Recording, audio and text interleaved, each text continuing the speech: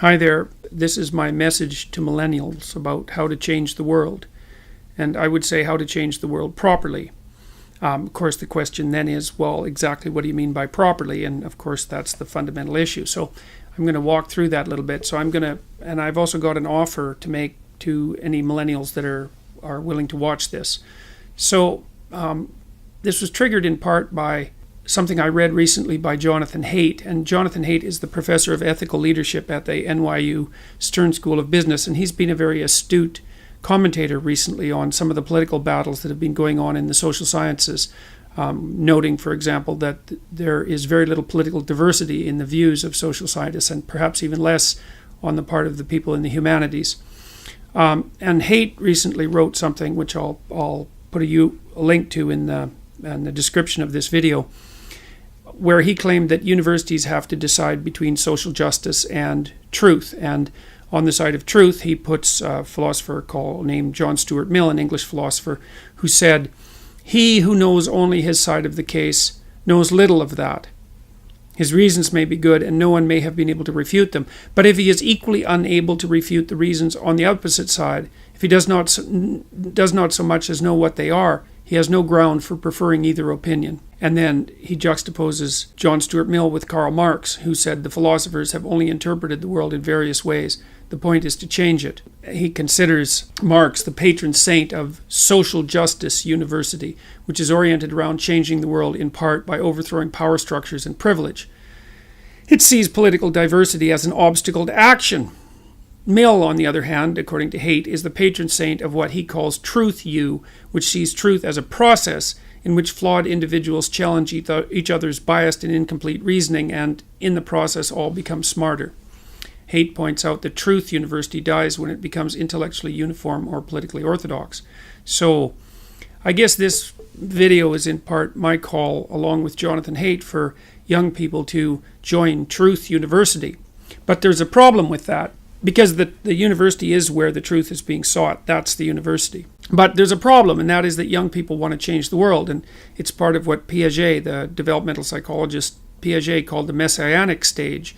And there's some real utility in that, because we're social creatures. And as we construct ourselves and formulate ourselves and bring our own character into being, predicated on our biological platform, our biological being, we also simultaneously have to adjust to integrate with and negotiate with society, which sometimes needs to be changed.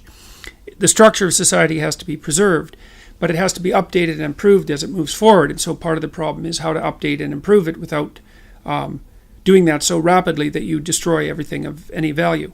So the problem I have with the Marxist perspective, and I've had this problem with it for a long time, is that I don't think that you should trust people whose primary goal when they're attempting to change the world for the better is to change other people. And you can tell who those people are because they're always blaming other people, and they're looking for victims. They're looking for perpetrators and victims, and then they're going off to stop the perpetrators. And I think that's wrong, because as Alexander Solzhenitsyn said, he's a great Russian writer who helped bring down the Soviet Union. He said, the line between good and evil runs down every human's heart. So the real battle, as far as I'm concerned, and I think this goes along with the tradition in which John Stuart Mill is firmly placed in, is that to overcome tyranny and malevolence and chaos and nihilism and the desire to bring everything to a halt, you have to repair the fissures and the rift that's in your own soul, basically. And that means that you have to confront the evil that lives in your own heart. And there's a statement from the New Testament that I think is very much apropos with regards to this particular idea. And this is part of the Sermon on the Mount, which is a central text in the Western tradition. I would say obviously central to Christianity, but central to everything that Western civilization has built. And so Christ says to his followers, "Why beholdest thou the mote that is in thy brother's eye, but considerest not the beam that is in thine own eye? Or how wilt thou say to thy brother, Let me pull out the mote out of thine eye? And behold, a beam is in thine own eye. Thou hypocrite, first cast out the beam out of thine own eye, and then shalt thou see clearly to cast the mote out of thy brother's eye." Well, I like that quote because it places the responsibility for change at every level of being on the individual. And obviously the individual interacts with society, but the idea here is that unless the individual straightens out his or her own soul, there's no possibility that the impact the individual can have on society can be anything but say harmful in proportion to the harm that's still in the soul. These are important things to know. They're vitally important things to know. So, but then we're faced with the conundrum that young people also want to change the world. But that's no problem, because I think you can bring Truth University together with the desire to make real change, but change has to start in the right place. So I'm going to tell you how I think you should change yourself so that you can change the world. And so that the world that you bring into being will be a better world and not a worse one. Remember, you need to know about this, that the world that the followers of Marx brought into being in the 20th century killed more than 100 million people, say in China and Russia, the Soviet Union, and in places like Cambodia and Vietnam. The world certainly changed as a consequence of Marxist doctrine, but it didn't change in a good direction. And of course, the Marxist doctrine is making itself heard in a massive way across the West again now. So, all right, so what should you do about that? Well, here's an idea. The first thing you have to do is orient yourself. Now, you probably have all watched Pinocchio, and Pinocchio is about how a marionette, someone whose strings are being pulled by forces beyond his comprehension. That's the situation of the undeveloped individual. Geppetto, who's a benevolent father, so a benevolent symbol of benevolent culture, makes a puppet, his son, and then wishes on a star. Now, a star is something that glitters up in the sky, and it's associated with the transcendent and the beyond and the divine. And if you look up in the night sky and it's very dark, you get a feeling of awe. It's because you're confronting your soul, so to speak. Your individual soul is confronting the cosmos, and you can feel a relationship between you and the totality. So looking up into the sky is like a religious experience if it's a starry sky. And to wish upon a star is to find a light that orients you like the North Star, and to pick the highest goal you can conceive of. And so that's what Geppetto does. He raises his eyes above his day-to-day concerns and tries to establish a relationship with the highest of all possible values. And he has the most profound of wishes, and the most profound of wishes is that the puppet that he's created could become a genuine individual, a genuinely fully developed human being. And that's what you can wish for yourself. You can wish and aim for that in yourself. And then, you see, that's how you deal with the suffering that's attendant on life, because life is suffering, and because life is very hard, and people get sick, and they become mentally ill, and there's malevolence in the world, and there's tragedy, and so life is very, very hard. And if you're not properly oriented with regards to life, the fact that it's hard and the fact that it's full of suffering can warp and twist and bend you until you become murderous and resentful, and even go beyond murderous and resentment to wish for genocide, and even to wish for the destruction of everything. And so you have to learn how to strengthen yourself as an individual so that you can bear the burden of being without becoming corrupt. You have to decide that is what you're aiming for, is that you want to become a fully developed human being and stop being a pathetic marionette whose strings are being pulled by horrible forces behind the scenes. So I would say to wish on a star is to aim at the highest good. And the question then is, well, what is the good? Well, we can answer that in two ways. We could say that the good is the opposite of evil. And I can tell you what evil is. Evil is the conscious desire to produce suffering where suffering is not necessary. And so if you read about what happened in the Nazi concentration camps, for example, or in the Russian concentration camps during the time of the Soviet Union, you get a good flavor for what constitutes evil. And evil is the desire to exploit the vulnerability of other people, to self-consciously exploit the vulnerability of other people, and to elevate their suffering beyond their or anyone's ability to tolerate. And so the good is the opposite of that, whatever the opposite of that is.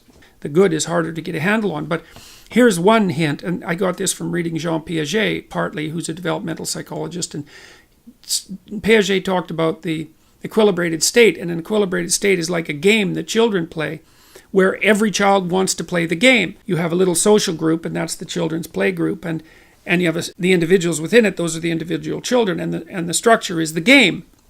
And it's a good game if everyone wants to play it.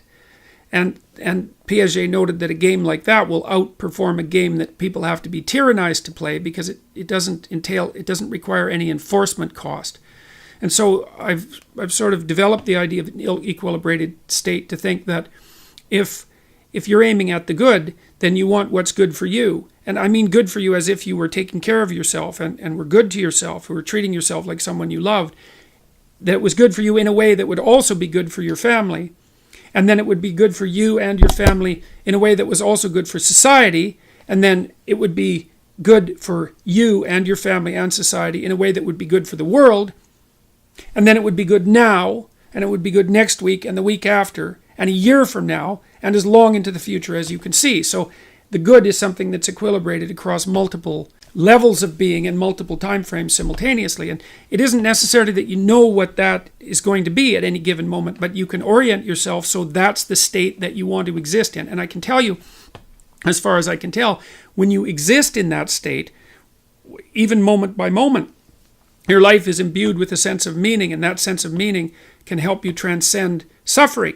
The philosopher Nietzsche said, "He who has a why can bear any how. He who has a why can bear any how." And so Nietzsche's idea was that if there was purpose in your life of sufficient grandeur, that not only could the suffering in life be accepted, but maybe it could even be appreciated. Like it could be that you're willing to bear the burden of being because of the exciting things that you can do with being, the things you can build and the things that you can bring about.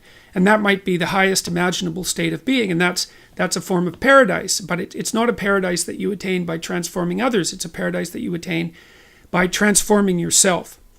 And that's a very difficult thing to do. And it's a very frightening thing to do, because it means that you're retooling your soul.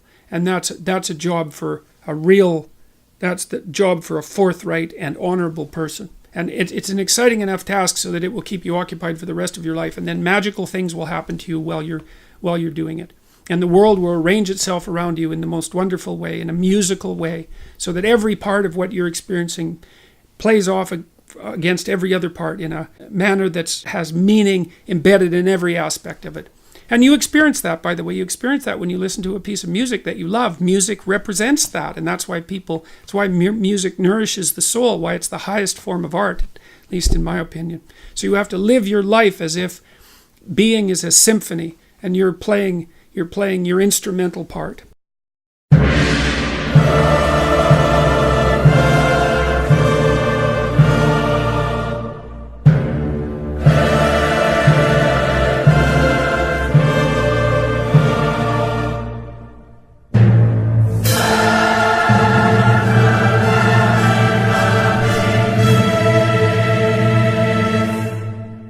Once you orient yourself, then you have an obligation, I would say an obligation to the development of your soul to speak the truth. You have to be oriented properly, though, because the truth is something that exists in service to an ideal of sorts. Then you can imagine that you could use your language two ways. You can use your language to manipulate the world and to extract from it what you want. So, for example, maybe you go out on a date with someone and you decide that the end goal of the date is to have a sexual partner for the night, and then you can craft your language to manipulate the person into providing you with what you want. And that's like an instrumental use of language. But the problem with that, there's many problems with that, but one of them is that what if your idea about what you should want is wrong? Like maybe that's not the way to treat someone that you're on a date out on a date with. Maybe you're minimizing and reducing the interactions between you from what could be a healthy and elevated state of interaction and discourse to something that's basically the pursuit of impulsive pleasure. And maybe that's not good for you next week and the week after and a month down the road. Maybe orienting yourself towards impulsive pleasure is a very bad idea. Remember what happens in Pinocchio.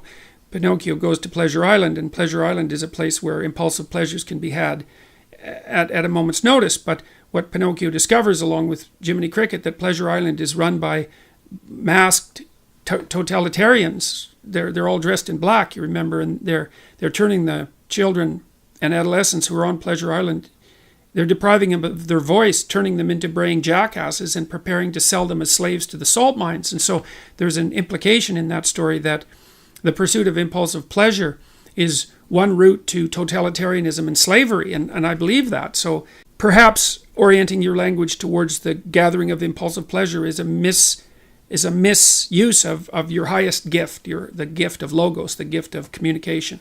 The alternative is to orient yourself towards the highest good, as we already described, and then speak the truth. And you can tell when you're doing that, because Or you can tell when you're not doing that, because if you're not telling the truth, if you're using someone else's words, you're being manipulated in a sense by forces that are behind the scenes. You're not using your own words.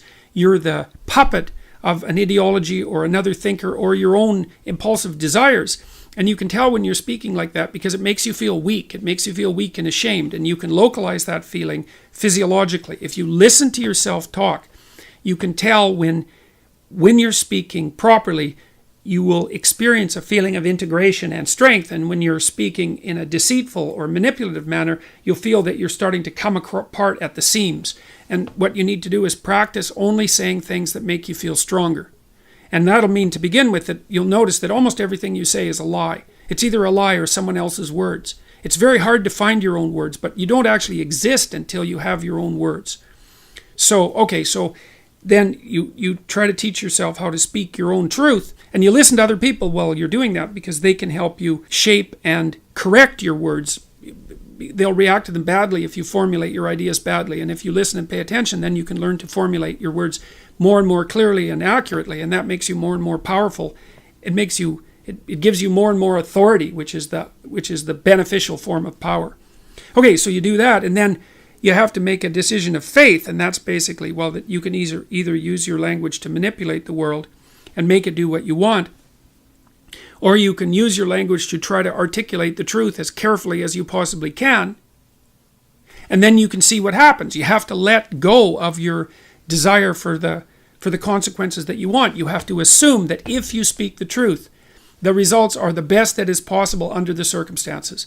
And so it's an exciting way of living in some sense. It's like continually walking off a cliff, because you don't know what's going to happen next if all you do is say what you think.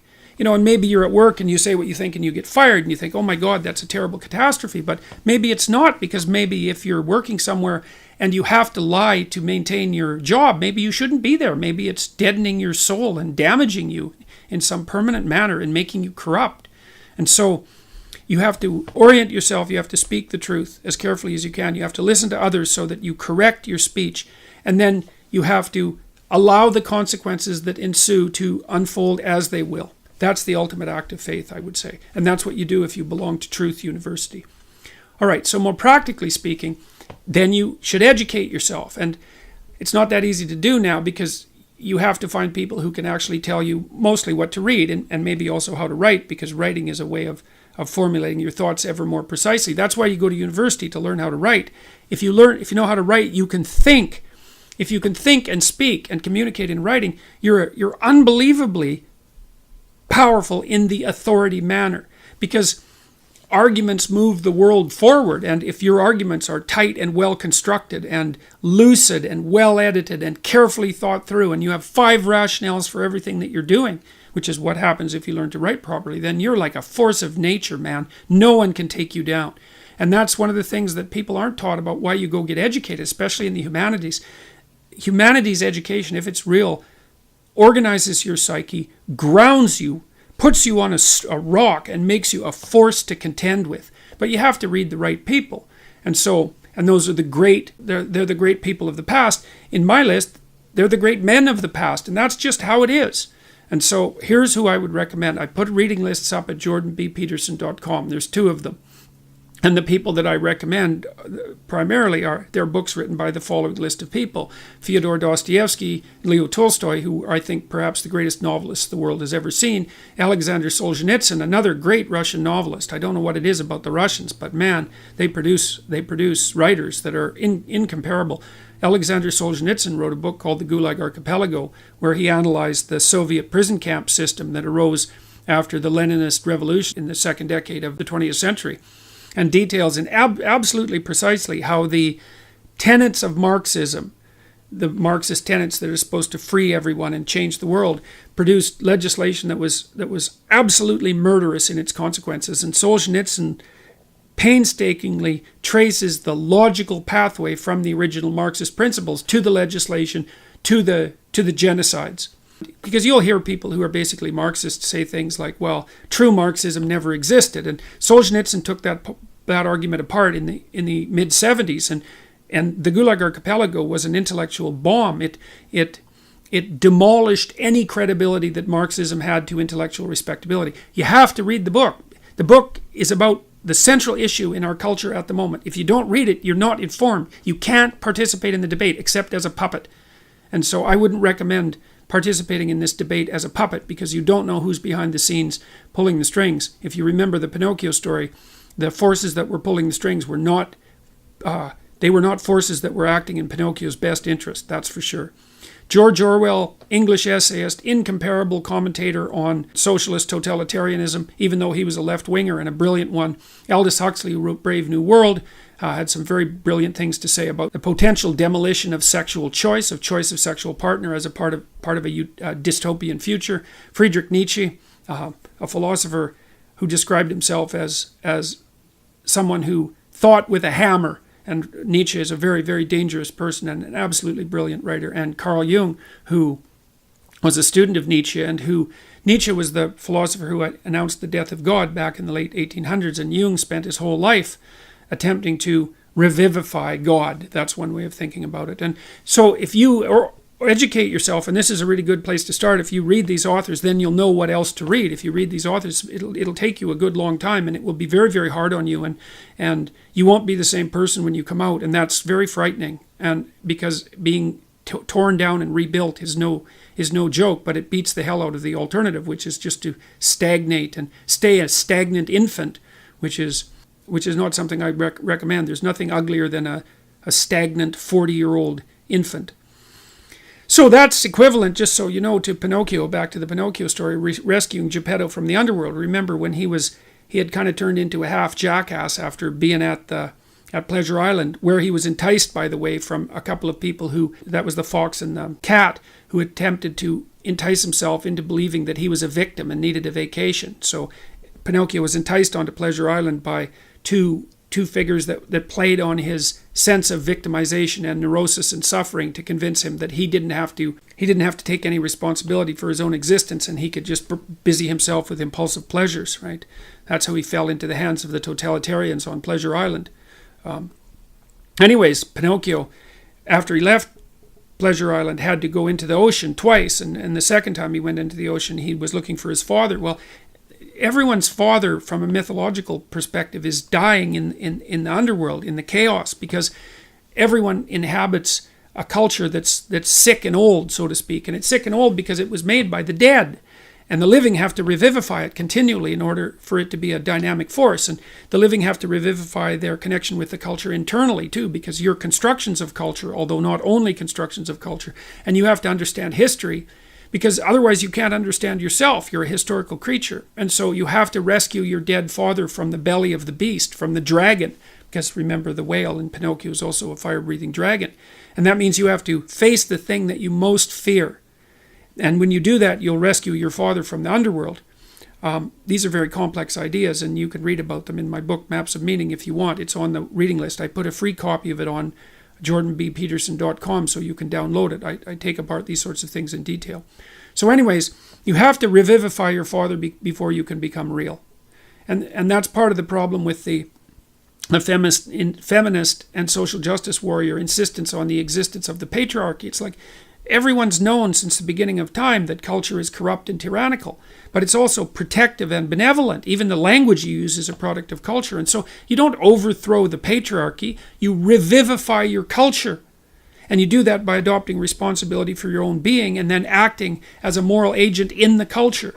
That's what you do to become educated. So read these books. Read these books. They'll change your life. I guarantee it. They'll change your life. They'll take you apart. They'll devastate you. And then they'll rebuild you into something far greater than you are now. You're hurt. Don't worry. Ginny, you need to get yourself out. Follow the chamber and you'll find Ron.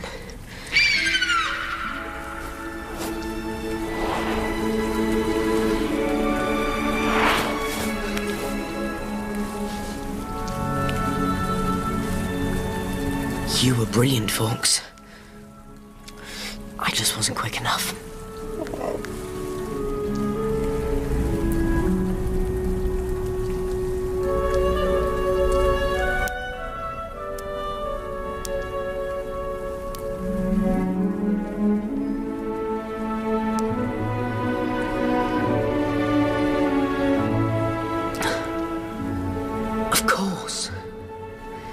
Phoenix tears have healing powers.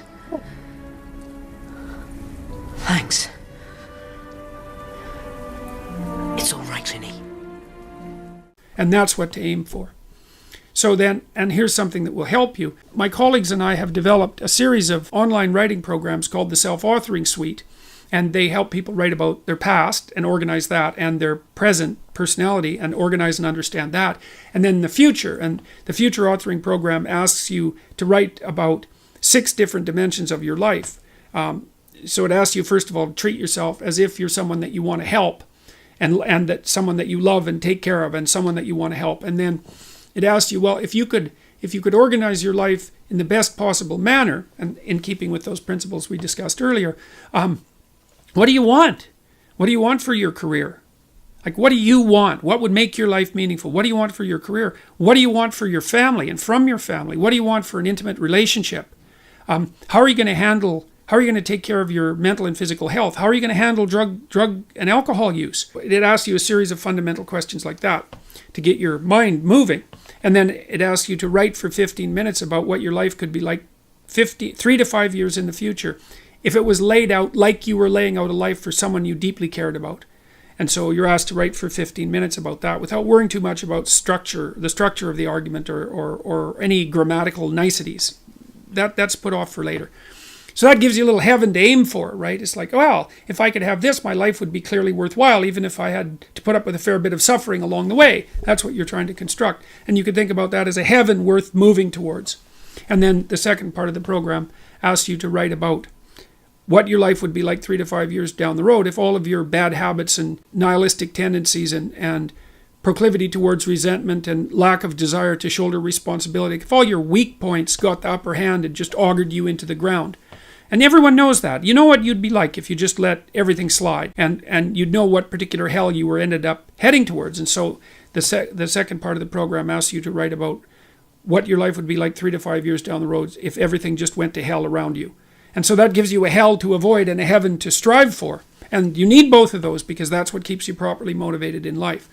And then the second half of the program, the next part of the program, helps you turn your vision of the desirable future into an implementable reality and to articulate it fully and to articulate the arguments for why you want that. And those even help you overcome your own doubts, right? It's not only to argue against other people, it's to argue against the chattering demons of nihilism and hopelessness and ideological possession that exist in your mind and in society simultaneously. You need powerful weapons to fight back against those. So here's an offer for you. We've made the Future Authoring Program available free for the next while. I don't know how long a while will be, but let's assume a week or something like that. And so if you go to www.selfauthoring.com/futureauthoring.html, you can read about the program there. And now I got to tell you, we've used this program on about 5,000 university students so far, mostly in Holland, but some in Canada as well. And what we've shown is that the program, if you complete this program, even if you do it badly, and I would recommend it, do it badly, man. It doesn't matter. You don't have to do it perfectly. Do it badly, and then maybe do it better as you move forward, but at least do it badly. It increases the performance of university students. It increases their grades by between 20 and 25% and decreases their dropout by about the same percent. And so we have data on 5,000 people. One of those papers has been published, and I'll put that in the description of this video. And so this program really works if you do it. And so I would highly recommend that you do it. Anyways, you can read about the program there. Click purchase for $14.95. Then enter this code, change yourself. That'll give you a $14.95 discount. And that means you can have the program for free. And so here's what millennials should do if they want to change the world. The first thing they should do is orient themselves to the good. And that's away from evil, away from malevolence, away from the manufacture of pointless suffering and pain. Away from Auschwitz, let's say, and away from the Gulag Archipelago and the terrible Soviet camps and the massive murders that occurred in China. You want to get as far away from that as you possibly can. Whatever direction is away from that is a good direction. And then you also want to contemplate what the highest possible good could look like for you and your family and your society. We already discussed that. And then you need to speak the truth in relationship to that. And then you need to educate yourself. And then you need to Shoulder your responsibility. Responsibility is a good thing because it makes you strong. To bear up under it makes you strong. You can you can free yourself from your strings and turn yourself into a genuine individual, and then you can shoulder the world. And then you're in a position to make change. As a person like that, your mere being will change the world in a positive direction, and that's what you should be aiming for. So read the books that I put up on my site and do the future authoring program, and that will improve your life dramatically, and that's how you can change the world.